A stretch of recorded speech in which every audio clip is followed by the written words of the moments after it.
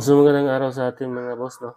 Ang gagawin natin ngayon ay kung paano tayo reflash or mag-flash sa ating mga SD card sa ating mga, piso Wi-Fi. So, kailangan niyo muna mag-download ng software o LPB man kayo o anong klaseng software. So, dito sa cellphone puwede na kayo mag-reflash gamit lang itong cellphone natin. So, kailangan niyo lang mag-download dito sa Play Store ng ito, itong G-Archiver at saka itong H-Triode. So, 'pag na-download niyo na, puwede na kayong kasi itong G-Archiver natin ay mag-extract do'n sa ating, download na sa akin is, LPB piso Wi-Fi yung gamit ko. So, extract niyo muna 'yan, ayan, pag-extract niyo. So, sa akin tapos na na-extract, ito na sa baba. So, puwede na kayong pumunta dito sa may ano niyo, dito na kayo. So, pagkatapos niyan ay puwede na kayong right, then subukan natin ito. Then select natin yung ating na-extract na file. So, ayan. So, dito ay grant lang natin. Ayan. So, right image tayo. So, hintayin lang natin na matapos ito.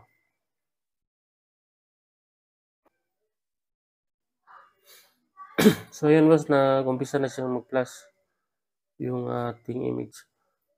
So, hintayin lang natin na matapos siyang mag-flash at try natin kung mag-boot up pa itong ating super ng flash gamit lang itong ating cellphone. So, meron akong ditong piso Wi-Fi na-repair ko. So, titingnan natin kung okay.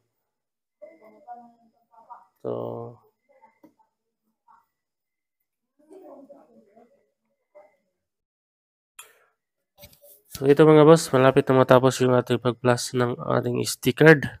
So, ngayon ita-try natin na i-self-upload sa ating Orange Pi 1. So, kung mag-boot up yun, ibig sabihin ay okay yung ating pag-flash gamit lang itong ating cellphone.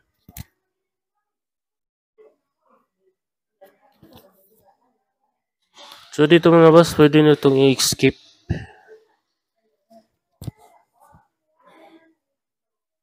So, sa akin, hayaan ko na lang.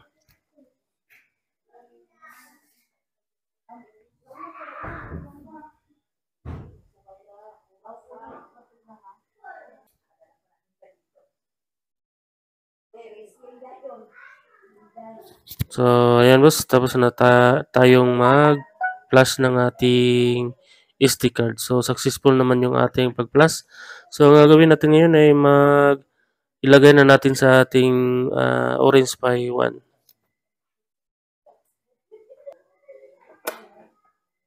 So, ayan mga boss, ilalagay na natin yung ating SD card. At saka, ipapower on natin. So, ayan, nag-ilaw na yung ating Wi-Fi. So, pag namatay yung ilaw na glow, ibig sabihin yan ay nag-boot up na yung ating piso Wi-Fi. So, pag una nyo pang salpak doon sa, ayan, namatay na yung ating SD card. So, medyo matagal siya pag unang salpak nyo pa sa SD card ay namamatayan siya. So, ngayon titis natin kung yung portal kung gumagana ba.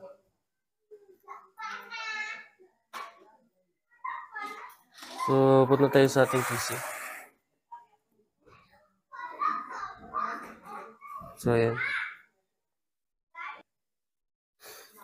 So, ito mga boss, mag-connect muna tayo sa ating kanyang EP, antenna niya. So, pag mag-diretso ito sa portal, ibig sabihin ay gumagana yung kanyang SD card.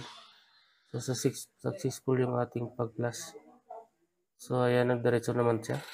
So, punta tayo sa kanyang admin, 10.0.0.1/admin. So, ayan. So, type natin dito sa admin.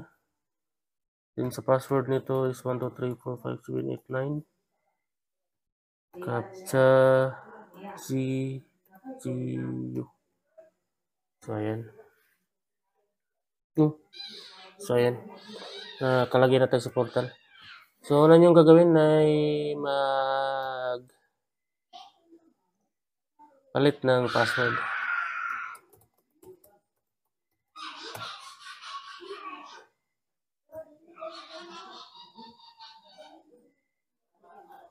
So successful yung ating tayo no.